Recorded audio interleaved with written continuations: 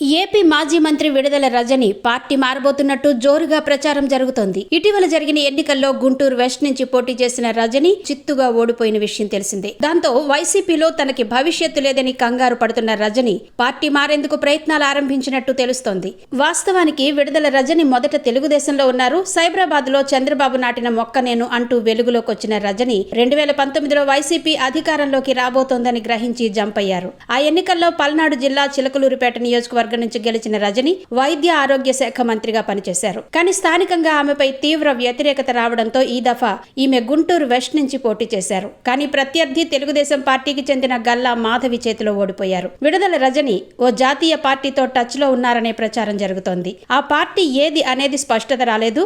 Bharatiya Janata party ఇప్పటికే టీడీపీతో జతకట్టింది. ఇక కాంగ్రెస్ దాదాపుగా ఉనికిలో లేని కాంగ్రెస్ లో చేరే అవకాశాలు ఉండకపోవచ్చు. దాంతో జనసేనలో ప్రయత్నిస్తున్నట్టు వార్తలొస్తున్నాయి.